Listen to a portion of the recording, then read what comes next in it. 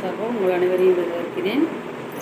தினம் ஒரு திருக்குறள் மூலமாக சந்தித்துக் கொண்டிருந்தேன். இன்று நான் கூற இருப்பது ஒரு கிராமத்து பழமொழி. அது என்னவென்றால், குந்தி தின்றால் புண்ணும் ஆளும்.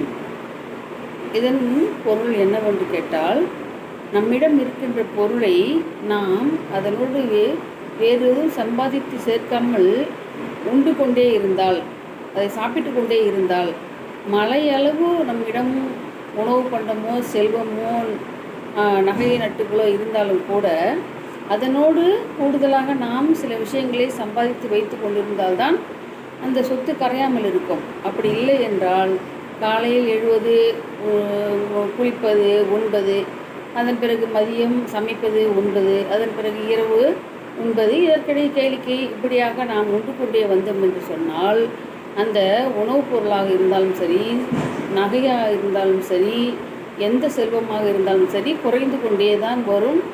ஒரு குறிப்பிட்ட காலத்துக்கு பிறகு அங்கு எதுவுமே இல்லை என்ற நிலைமை ஏற்படும். அனைத்தும் தீர்ந்து போகும்.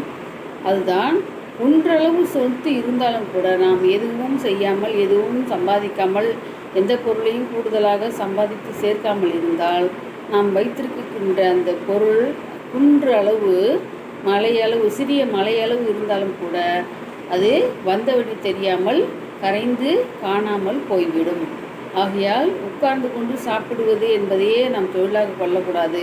அதை தவிர்த்து இந்த உலகத்தில் இருக்கின்ற அனைத்து வசதிகளையும் பயன்படுத்தி நம்மால் முடிந்த வேலையை செய்து நாம் குறிப்பிட்ட அளவு செல்வத்தை ஈட்டி அதை முன்பிருந்த செல்வத்தோடு நாம் சேர்த்து கொண்டே இருக்கும்பொழுது நாம் சாப்பிடுவதற்கு தேவையான அளவு செல்வம் குறைந்தாலும் ஒரு குறிப்பிட்ட அளவு செல்வம் எப்பொழுதும் நம்மிடம் இருந்து கொண்டே இருக்கும். அதை தவிர்த்து எப்பொழுதும் உறங்கிக் கொண்டோ, கேளிக்கையில் ஈடுபட்டு கொண்டோ, உண்டு கொண்டோ எந்த வேலையும் செய்து சம்பாத்தியம் ஈட்டாமல் இருந்தால் அது மனித இனத்துக்கு, தனி மனிதனுக்கு கெடுதியை விளைவிக்கும்.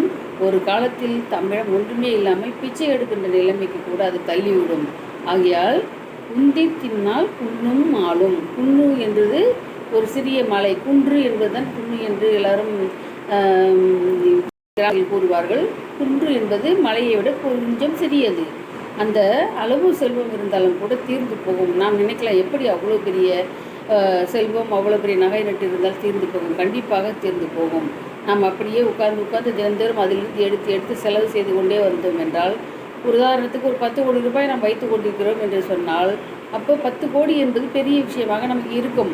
அந்த 10 கோடியே மூலதனமாக வைத்துக்கொண்டு நாம் அனைத்து செலவுகளுக்கும் அதிலிருந்தே பணத்தை எடுத்துக்கொண்டு வந்தோம் என்றால் ஒரு சில வருடங்களிலேயே நம்மிடம் இருந்த அந்த 10 கோடி பணமும் மறைந்து போகிறதுக்கான வாய்ப்பு இருக்கிறது. அப்படி போகாமல் இருக்க வேண்டும் என்று சொன்னால் நாம் ஏதாவது தொழில், வியாபாரம், வேலை ஏதாவது ஒன்று செய்து அதனுடன் நாமும் 10 கோடியோடு ஒரு 10 லட்சம், 10 கோடி 10 லட்சம், 10 கோடி 20 லட்சம், அப்படி என்ற லட்சங்களையோ நூறுகளையோ ஆயிரங்களையோ சேர்த்து கொண்டே இருக்க வேண்டும்.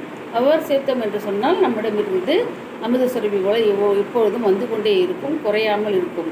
அப்படி இல்லை என்றால் நம்முடைய சோம்பேறித்தனத்தை முன்னிட்டு நாம் எதுவும் செய்யாமல் சாப்பிடுவது மட்டுமே தொழிலாக கொண்டால் எப்படிப்பட்ட செல்வமாக இருந்தாலும் ஒரு காலத்தில் கரைந்து நம்மை தவறான, தகாத, மோசமான நிலைமைக்கு நம்மை தள்ளிவிடும் என்பதில் எந்த விதமான மாற்று கருத்தும் இல்லை. நாளை சந்திப்போம். நன்றி, வணக்கம்.